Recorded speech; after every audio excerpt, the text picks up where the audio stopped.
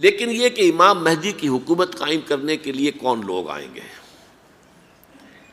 عرب جو ہیں وہ اندر سے کھوکھلے ہو چکے ہیں، عیاشی نے، دولت نے، پیسے نے، دولت، پیسہ، عیاشی، اس کی وجہ سے کھوکھلے ہو چکے ہیں۔ یہاں میں آپ کو دو حدیثیں سنانا چاہتا ہوں۔ سنن ابن ماجہ کی روایت ہے حضرت ابو ہریرہ سے رضی اللہ تعالی عنہ، قال قال رسول اللہ صلی اللہ علیہ وسلم اذا وقعت الملاحم بعث اللہ بعثا من الموالی ہم اکرم العرب فرسا واجودہ سلاحا یوید اللہ بہم الدین، رواہ ابن ماجہ عن ابی ہریرہ رضی اللہ تعالی عنہ۔ جب ملاحم کا دور شروع ہوگا تو اللہ تعالیٰ اٹھائے گا ایک لشکر یا لشکروں پر لشکر موالی میں سے۔ موالی کون ہے؟ عربوں نے جب فتح کیا تھا اس پورے علاقے کو خلافت راشدہ کے دوران، اور پھر وہ لوگ جو ہے، ایک رائے تو یہ تھی کہ انہیں غلام بنایا جائے سارے آبادیوں کو، لیکن یہ کہ حضرت عمر کا اجتہاد تھا، اس کے مطابق جو ان کو غلام نہیں بنایا گیا تو وہ موالی کی حیثیت رکھتے ہیں۔ عربوں میں دم نہیں ہے، موالی میں سے لشکر اٹھیں گے کہ جو در حقیقت حضرت مہدی کی حکومت کو قائم کریں گے۔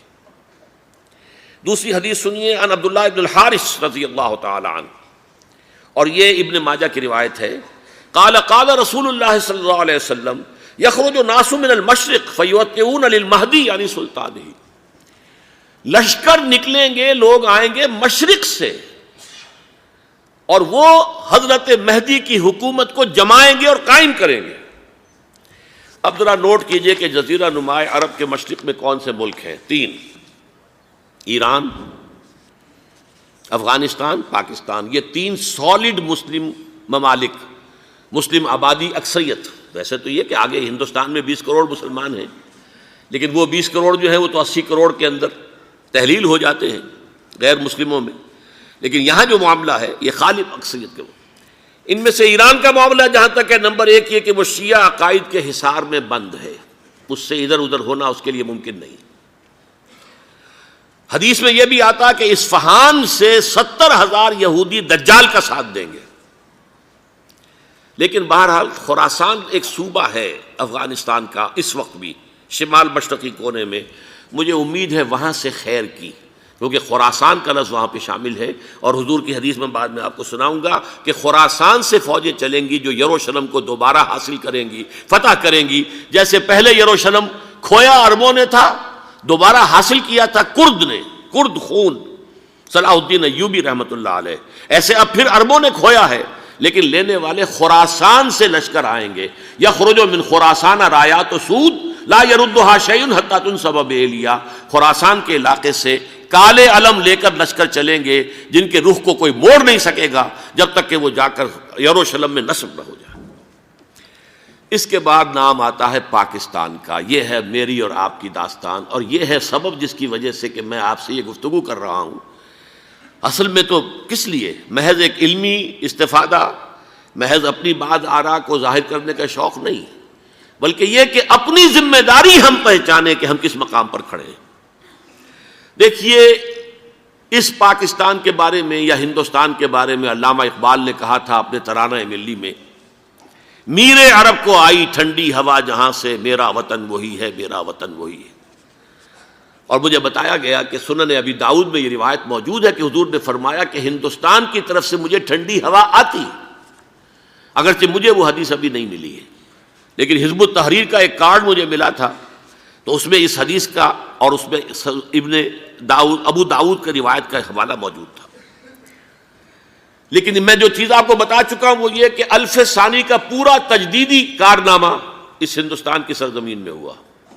مجدد الف ثانی شیخ احمد سرندی، شاہ ولی اللہ دہلوی، سید احمد بریلوی، وہ تو ہمارے پاکستان میں آ کر جو ہے ان کا خون جذب ہوا ارض پاکستان میں۔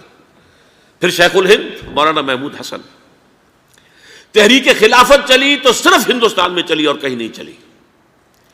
آزادی کی تحریک چلی پوری دنیا میں، وہ نیشنلزم کی بنیاد پر چلی، ملے نیشنلزم، عرب نیشنلزم، ترک نیشنلزم۔ ہمارے ہاں چلی تو اسلام کے نام پر، پاکستان کا مطلب کیا؟ لا الہ الا اللہ۔ پھر پاکستان قائم ہوا معجزے کے طور پر، بلکہ نازل ہوا ہے لیلۃ القدر میں، انا انزلناہ فی لیلۃ القدر، جیسے قرآن نازل ہوا لیلۃ القدر میں، یہ پاکستان بھی نازل ہوا لیلۃ القدر میں۔ اس کا برقرار رہنا ابھی تک معجزہ ہے۔ ہندو یہ سمجھتا تھا، کانگریس سمجھتی تھی کہ جھٹپٹ ختم ہو جائے گا۔ پھر یہ کہ اس کا قرارداد مقاصد کا پاس ہو جانا، مزید بھی اور اضافی دفعات دستور میں آ جانا، اب کمرشل انٹرسٹ کو ربا قرار دے کر حرام قرار دینا، یہ سارے لینڈ مارکس ہیں کہ جو اشارہ کر رہے ہیں کسی چیز کی طرف، معاملہ کدھر جا رہا ہے۔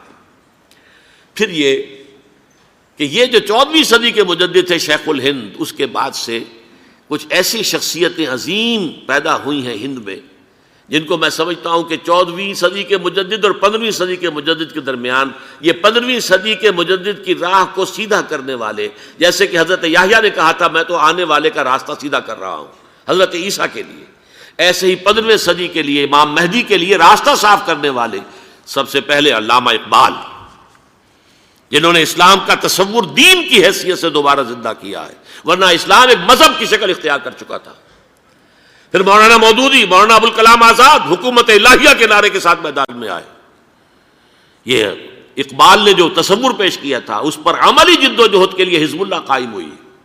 نوٹ کر لیجئے 11 برس کا فرق ہے عمر کا علامہ اقبال کے اور ابوالکلام کے، اور 1913 میں جب حزب اللہ قائم کی ہے اس وقت علامہ اقبال کی ملی شاعری اپنے عروج کو پہنچ چکی تھی۔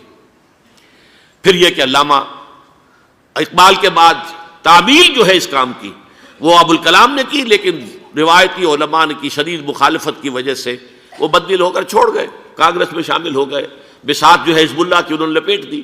پھر مولانا مودودی آئے، انہوں نے وہ ڈور جو ہے اس کا سرا تھاما، جماعت اسلامی قائم کی حکومت الہیہ ہی کے قیام کے لیے۔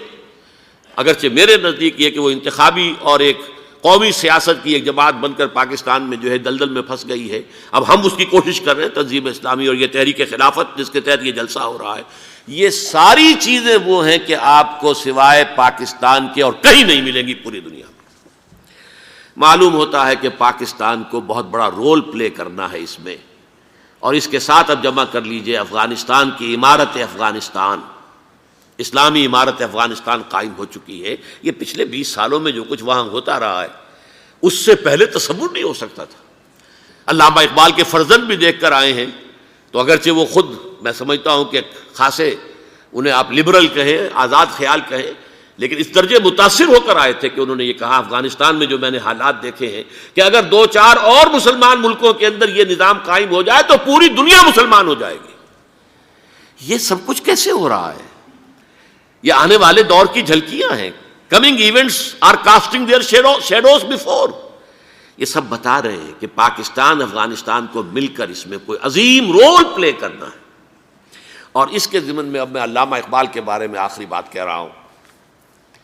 علامہ اقبال کے بارے میں عام یہ خیال ہے، انہوں نے اپنے خطبات میں مہدی کا اور نزول مسیح کا، حالانکہ میں کل پڑھ رہا تھا مولانا سید احمد اکبر آبادی رحمۃ اللہ علیہ کا ایک مقالہ ان کا کہ علامہ اقبال نے ابن خلدون کے بارے میں یہ کہا ہے کہ مہدی کا اور نزول عیسیٰ کا دونوں کا انہوں نے انکار کیا ہے، حالانکہ ابن خلدون نے نزول عیسیٰ کا انکار نہیں کیا، صرف مہدی کا انکار کیا ہے۔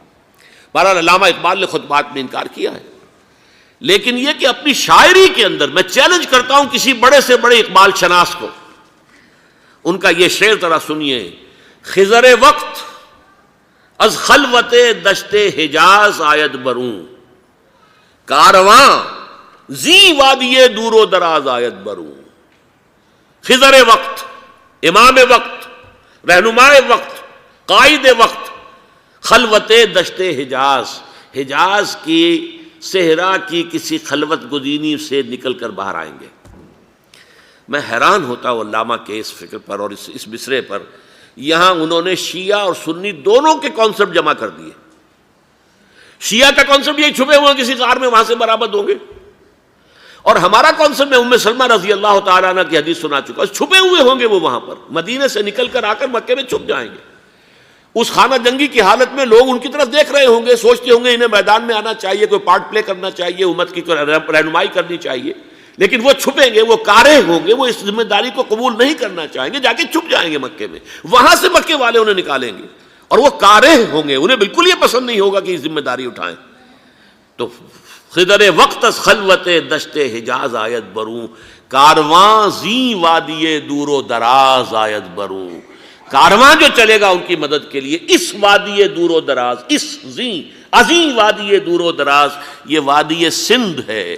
وادی سندھ جو ہے ہم سمجھتے ہیں کہ صرف یہ پاکستان اور پنجاب جو ہے یہ اس میں شامل ہے، سندھ اور پنجاب نہیں، افغانستان کا پورا مشرقی علاقہ اس میں شامل ہے۔ جیسے دریائے جہلم سندھ میں جا رہا ہے، جیسے دریائے گلگت سندھ میں آ کر ملتا ہے، جیسے دریائے چناب اور راوی اور جہلم اور یہ سب جا رہے ہیں اور آ رہے ہیں، اسی طرح دریائے کابل کہاں سے آ رہا ہے، دریائے گومل کہاں سے آ رہا ہے، ٹوچی کہاں سے آ رہا ہے، یہ سارا جو ہے ڈرین جو ہو رہا ہے ایسٹرن جو ہے پارٹ آف افغانستان، یہ سب وادی ہے۔ اس وادی کے یہ دو حصے ہیں، ایک حصہ جو ہے یہ ادھر پاکستان میں ہے اور اسی وادی کا دوسرا حصہ جو ہے وہ افغانستان میں ہے۔ کارواں زی وادی دور و دراز آیت بروں، کارواں چلے گا یہاں سے، یخرج ناس من المشرق یؤتون للمہدی یعنی سلطان ہی، مشرق سے فوجیں چلیں گی کہ جو مہدی کی حکومت قائم کریں گی، اور یخرج من خراسان رایات و سود، اور خراسان سے سیاہ پرچم چلیں گے کہ جن کا رخ کوئی موڑ نہیں سکے گا، حتیٰ تنصب بإلیہ، یہاں تک کہ وہ جا کر یروشلم کے اندر نصب ہو جائیں گے۔ حضرات، میں ایک میری گفتگو کا حصہ باقی تھا لیکن میں اسے چھوڑ رہا ہوں، اس لیے کہ گلوبلائزیشن جو اس کی ہوگی، جو خلافت علی منہاج النبوہ کی تجرید کامل حضرت مہدی کے ہاتھوں عرب میں ہوگی، اس سے پہلے اس کے لیے محنت، کوشش، جد و جہد پاکستان اور افغانستان میں ہو چکی ہوگی جو اسے سپورٹ کرے گی اور وہاں جا کر حکومت قائم کرے گی۔ اس کے بعد گلوبلائزیشن کا جو مرحلہ اس کا ہے وہ حضرت مہدی کے ہاتھوں نہیں ہے، وہ حضرت عیسیٰ ابن مریم ان کے نزول کے بعد ہے، جن کے نزول کے بعد دجال کا خاتمہ ہوگا اور یہودیوں کا استیصال ہوگا۔ مسلمانوں پر بھی بڑی تکالیف عربوں پر آئیں گی، شدائد آئیں گے، لیکن یہ وہ میں حصہ ملتوی رکھتا ہوں کسی دوسری محفل اور کسی دوسری مجلس اور نشست پر۔